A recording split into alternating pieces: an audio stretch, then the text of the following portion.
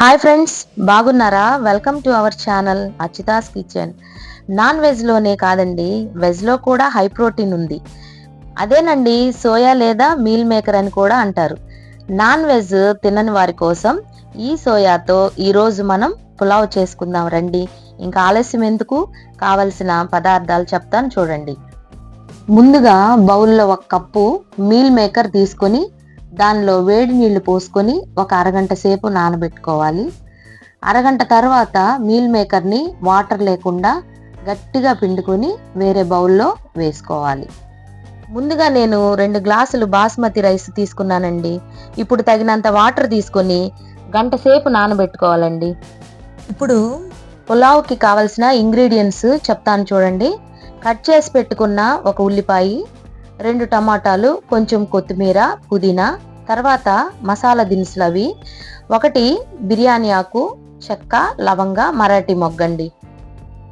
ఇప్పుడు దాకా తీసుకుని ఉల్లిపాయలు, మసాలా దినుసులు వేసుకొని డ్రై రోస్ట్ చేసుకున్న తర్వాత 1 కప్పు ఆయిల్ వేసుకొని బాగా వేయించుకోవాలి. ఇప్పుడు 1 టేబుల్ స్పూన్ ఉప్పు వేసుకొని కలుపుకోవాలండి. తర్వాత దంచిన యాలకుల పొడి వేసుకొని ఒక్కసారి కలుపుకున్న తర్వాత 1 టేబుల్ స్పూన్ అల్లం వెల్లుల్లి పేస్ట్ వేసుకొని పచ్చి వాసన పోయే వరకు వేయించుకుందామండి. ఇప్పుడు మనం మీల్ మేకర్ వేసుకొని బాగా కలుపుకుందామండి.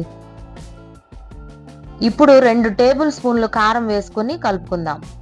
ఆ తర్వాత 1 టేబుల్ స్పూను ధనియాల పొడి వేసుకొని ఒకసారి తిప్పుకొని తర్వాత టమాటాలు వేసుకొని కలిపి మూత పెట్టుకొని 5 నిమిషాలు మగ్గించుకోవాలండి. తర్వాత కొంచెం కొత్తిమీర వేసుకొని ఒక్కసారి తిప్పుకొని మరలా మూత పెట్టుకొని 5 నిమిషాలు మగ్గించుకుందామండి. ఇప్పుడు నానబెట్టుకున్న బాస్మతి రైస్ వేసుకొని మొత్తం కలిసేలాగా కలుపుకొని మూత పెట్టి 5 నిమిషాలు మగ్గించుకోవాలండి. ఓకే అండి, ఇప్పుడు మూత తీసి మరలా ఒకసారి కలుపుకొని ఇప్పుడు 3 గ్లాసుల వాటర్ పోసుకొని ఒకసారి మొత్తము కలిసేలాగా కలుపుకొని 5 నిమిషాలు మూత పెట్టుకోవాలండి. ఇప్పుడు ఒకసారి మూత తీసుకొని మరలా కలిపి కొంచెం కొత్తిమీర వేసుకొని ఒక 20 నిమిషాలు దమ్ పెట్టుకోవాలండి.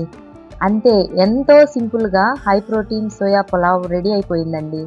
మీరు కూడా తప్పకుండా ట్రై చేసి కమెంట్ చేసి చెప్పండి. అలాగే మా ఛానల్ని లైక్, షేర్, సబ్స్క్రైబ్ చేసుకోండి. Thank you for watching.